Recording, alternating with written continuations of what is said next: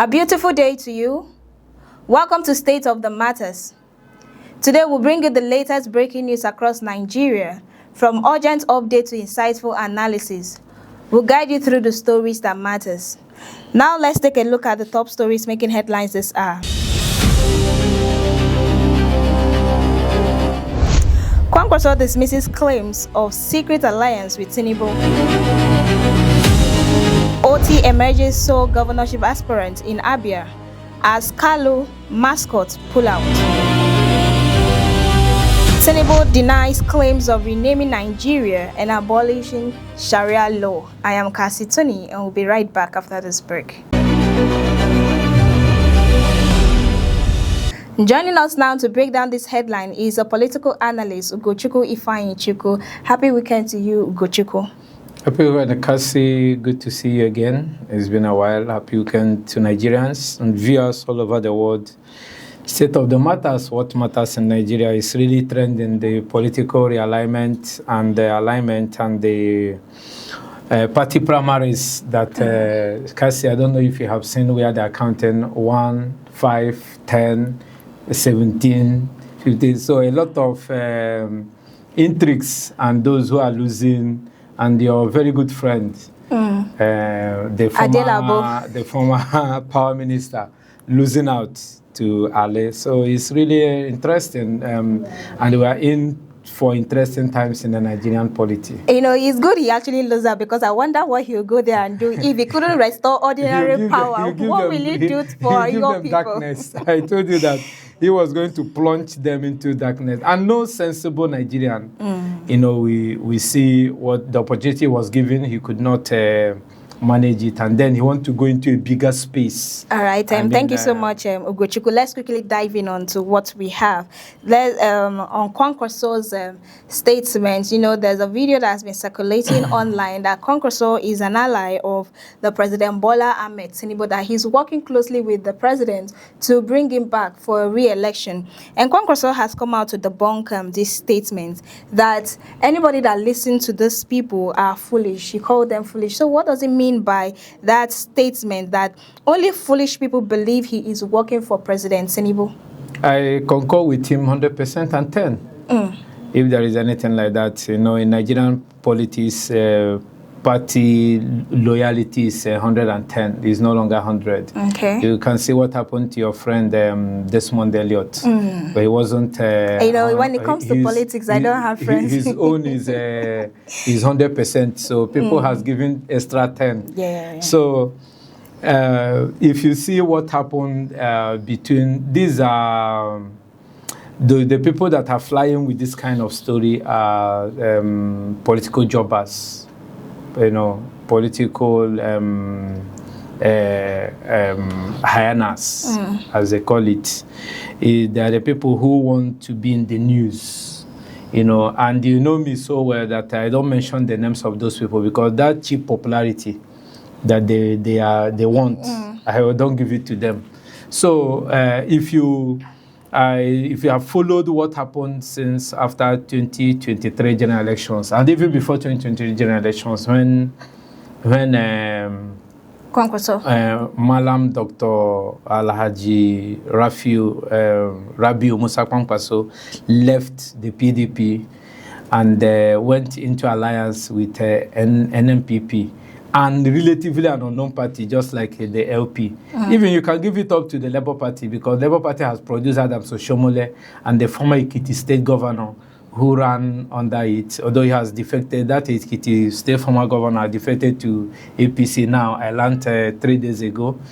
So he ran with unknown party NNPP, and he brought it to national limelight and was able to produce a governor. Recall that he was the person that made Ganduje. Ganduje was a creation of Rabiu Musa Kwankwaso. And Musa Kwankwaso has not left the political scene. He has become the rallying point and the epicenter of Kano politics, that anybody who becomes a governor, even an emir, he has a hand. And when some people fly with this kind of news, because I've not known him to be a very loyal ally to Bola Tinubu. He and Bola Tinubu will be on the same rank. Bola Tinubu is a lord in his own right. Why he is a lord in his own right? He is known in Kano, is northwest, to be a power broker. So, and seeing somebody who has exited as a governor, who has been a senator and a defense minister in the ranks of T.Y. Danjuma and so all of their likes, he's not a pushover, and who has already gotten 2 governors made by him. He's not a pushover. He's not looking for anybody to make a name. Rather, those people who are fueling this insinuation now is the people who are jittery because of the coming together of Kwankwaso and the P2B, which will make a lot of wave because of the organic support, and that they carry. So, okay, so Ugochukwu, in essence, now you're saying that whoever listened to this rumors, they are actually foolish people. No, they are. And then in your analysis, you also mentioned the NNPP, that when he was in NNPP, he actually run with an unknown party. Yes, he mentioned that while still in the NNPP, the detractors also said the same rumors that he's working with the current APC, trying to bring them back. After he will defect to APC. Yes, and then he has actually acknowledged that Tinubu is his longtime friend. Yes. And in fact, he called him a senior brother, that there's no way he can this friend Tinubu because of politics. Different political parties. Yes, that they have different political ideologies. Yes, they have different political ideologies. So, yes. In Nigerian politics, how practical is it to separate family and politics? That's question one. And then secondly, he said that his focus is in his new party, which is the NDC. And they have given their full support to Peter Obi because they've searched around and they found out that Peter Obi is the only qualified candidate for the presidential aspirant in NDC. So they've given their full support to the NDC, that people should actually check online, that they'll see their blueprints everywhere. How significantly does this redraw the 2027 political map? No, that is why the detractors of and the makers of this type of news about Rabiu Kwankwaso working on behind the scene for Tinubu are flying with the news. They are jittery. They are afraid, because if P2B could stand alone and make with an unknown, relatively dirty Baba Ahmed, who is not known. He ran for Senate, he was denied, and he has been doing his business, have schools and all that. He's unknown in the Nigerian political space, though his family is known. Yeah. So, but if P2B could make, and remind you that he lost his polling unit, and the Kwankwaso, they know, cannot lose his state. Exactly. If he doesn't win any other state around the northwest, he win Kebbi, Katsina, and the Kano for P2B. This is the truth. And you know how Nigerians are voting now. They vote for a different person presidential, vote for a different person in the governorship and the House of Representatives. They are voting the individual, the personality of the individual who will bring back what they have as a person to go and buy from the market. It is not only voting along party lines. So the question you asked about what does it bring to the table, it brings phobia. It brings that anxiety that those I told you here, that immediately Obi and Kwankwaso alliance comes to fruition, that APC will be losing sleep. Exactly. Will Bola Ahmed Tinubu tell you that those in his camp are not losing sleep? They are just wasting their time. They are deceiving themselves. Nobody will see a power block, given what Obi did with when he had no structure. Now that NDC has structure and Kwankwaso has structure across national divide, just say in the northwest and northeast, he's known. Even in the north central, Kanu, Kaduna, he has a leg there. Taraba, he has a leg. So even in River State, when the time comes, I tell you, you will see the Kwankwasia movement in River State with their red cap with white embroidery. You will see it. Yeah. So I saw them when they have had their meetings. So if somebody is jittery, the person can say anything. And if he's working behind the scene, he wouldn't have negotiated for him to defect. APC, they were wooing him. You know, when you woo a beautiful woman and you lose it, you didn't fall for you, you start castigating the person. And recall that our people in the Igbo parlance says that when you are pursuing a rat and the rat escapes you, you will now tag the rat that this one is bush rat. But hitherto you were pursuing the rat to kill and eat. So Kwankwaso did not align with them, assuming without considering that Kwankwaso had yielded to the APC the demands, or APC yielded to his own demands and he had joined APC. He wouldn't have been hearing this because APC wooed him and he gave them his terms and conditions that they were not able to hand him over because of Ganduje. They were not able, it will be a slap on Ganduje, if not for the wave of Ganduje. APC would have bought into Kwankwaso. Nobody will see a political gladiator as Ganduje, as Kwankwaso, without embracing him and working with both hands. So that is the thing. But Peter Obi and him merging together is going to be very, very organic. It's going to be fantastic. And the Nigerian political space will be in for it. And that is why I've said, let there be a contest. Okay. It is only in Kwankwaso and the Obi ticket that the APC will have a contest. And are they calling Atiku? How many times are they mentioning Amechi and Atiku? Since Obi left ADC is nowhere. So they know what they are doing. They want to drag him down. And the governor has left.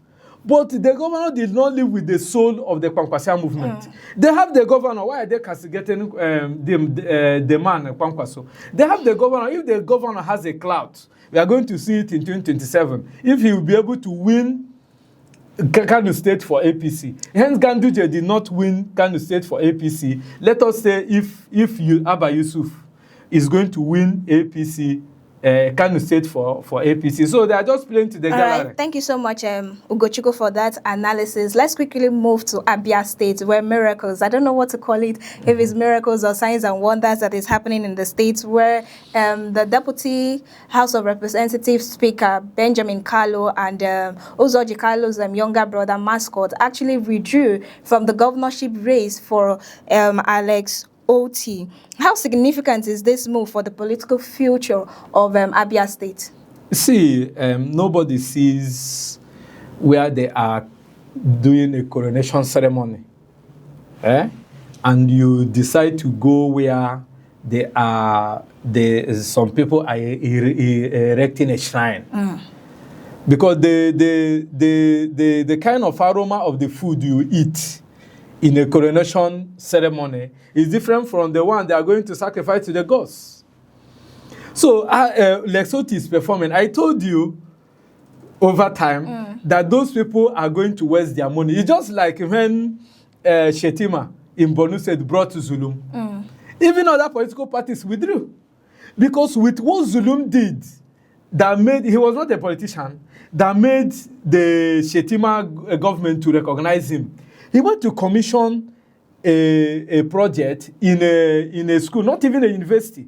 I think a college of education or a college where he's director. And he was baffled. Where did you get the money to execute such a project? That was how Shetima got entangled with the person of Zulum. And when he brought about Zulum, even PDP, who is the arch rival of APC, could not even produce a candidate because you're going to waste your money. Because our people say that the wristwatch you are wearing by your wrist, you don't need a mirror to look at it. Yeah. So in Abia State, it's the same thing. It is very obvious, very laudable to the deaf, and very visible to the blind to see. The transformation that have eluded Abia State in the last 24 years. It's what somebody like Oti, who they have rigged out of the elections over time when they have been winning, have done in less than 3 years. Cassie, when you are looking at it, like you said in your intro question, is it a miracle or what? What are you going to? Is it a magic?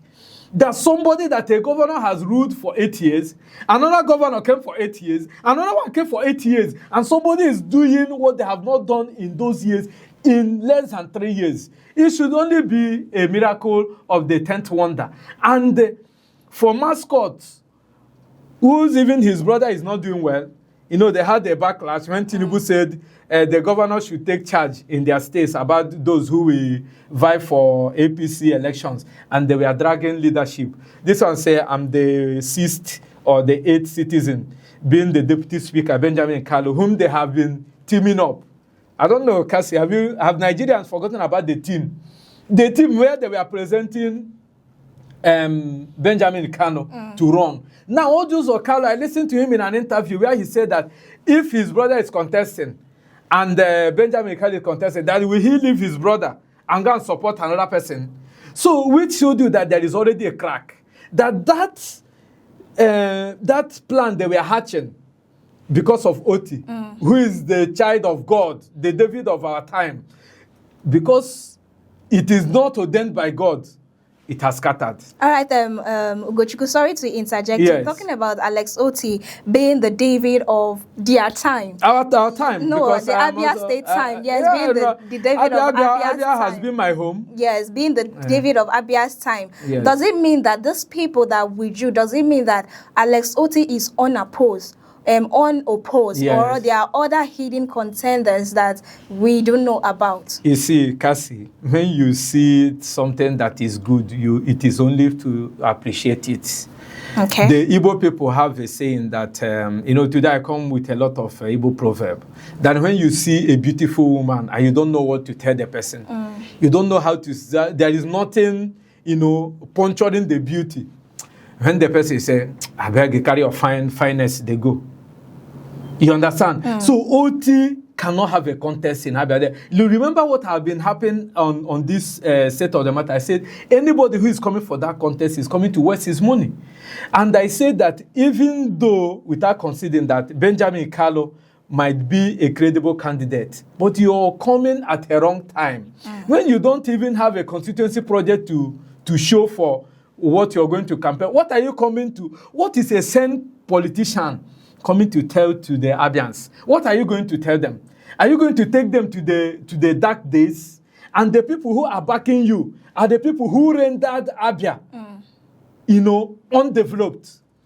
You know, if you have a scorecard, recall why some Nigerians vilified Obi when he went to join ADC. That those people who you said they are bad politicians, you have now gone to join them. What are you going to tell us? I don't know. So this man is somebody who is being pushed by the cabals in Abia State. And what are you going to turn an average Abian who is seeing 24 hours power supply, who is seeing good road, who is not seeing dirty, the dirt and the dumping site that littered Abia State, who is breathing a fresh of breath air in Abia State. So when you see it, it is only for you to chicken out. What I call it is that both Kano, Benjamin, and Mascot, they chickened out because they have seen that no road where you're going. When you are going into a road and it's leading to nowhere, the best thing for you to do is to go back. And when Benjamin Kano understood that he was being deceived, when Abbas won the re-election in Kaduna State, the speaker, because from all arrangements now, if all of them comes back, you know that the status quo might remain.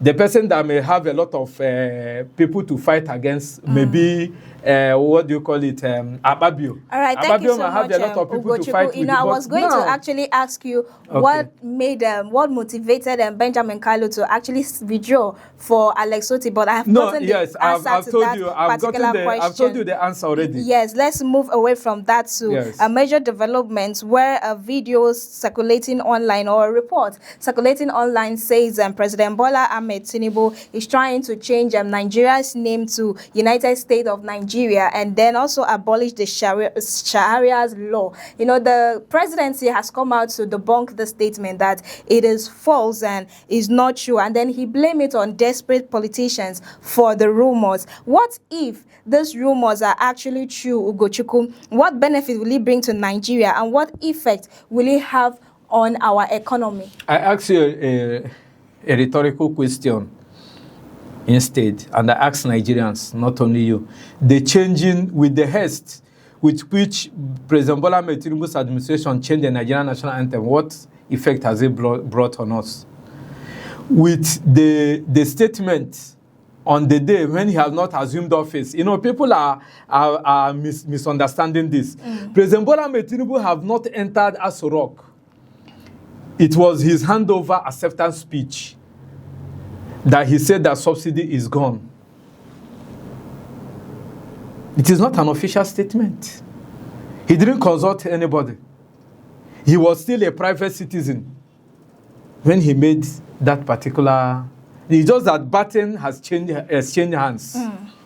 He made a very striking statement that subsidy is gone. And what is the effect of the monies and all the litany of the goodies he and the World Bank and the IMF prepared for Nigerians that will be a benefit? Where is the dividends of the removal of fuel subsidy, if I may ask?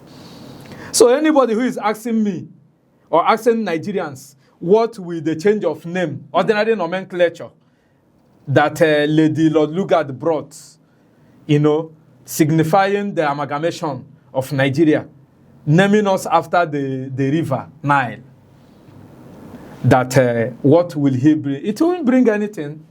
The change of name, DR Congo, they have changed name up to 5 times. Go and read history. Burkina Faso, Ghana, although their own is beginning to yield fruit because their leadership is intentional.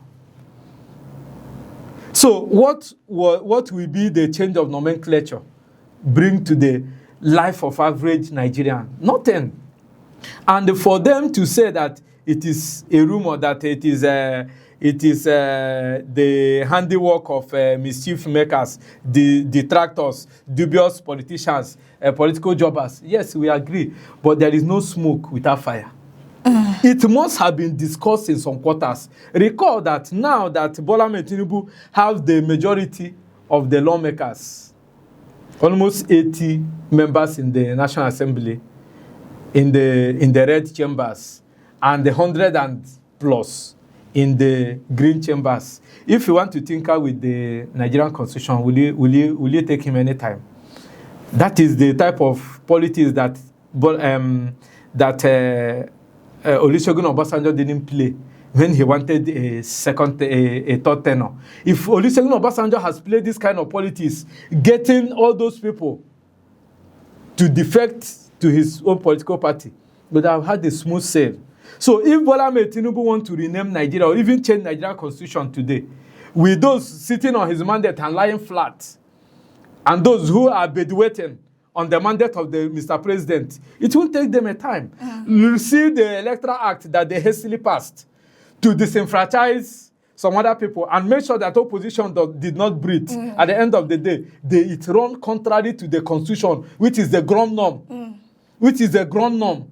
And the constitution, which is the foundation on which Nigeria is sitting as a nation.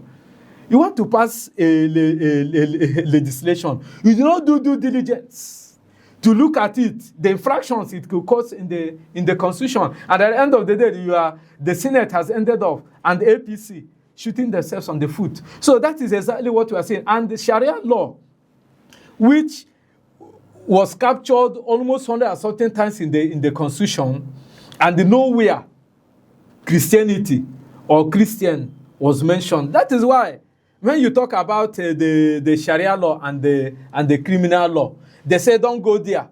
When you take a Muslim to the regular court, you say no, you take it to the Sharia law. And you say we are a united country. And you are also telling me that we are a secular, religious, multi-religious, that one is in rhetorics of politicians that want to deceive us. You know, but on paper, Cassie, according to our constitution and on paper, all right, Amugochukwu, we hold have on. Talking only about being united. Talking about nation. being united. You know the reversion of the Nigerian anthem to Nigeria We Hail Thee. It talks about unity. It talks about oneness, and we're actually in that. And if perhaps they change the country's name to United States of Nigeria, maybe there are a lot of benefits that we do not know about. Thank you so much, Ugochukwu, for that wonderful analysis. It's a pleasure to have you on our show. Thank you, Cassie. And to you, our amazing viewers, for for tuning in. I am Cassie Tony, reminding you to stay informed and stay ahead. And don't want to join us next time for more breaking news across Nigeria. Do have a beautiful day.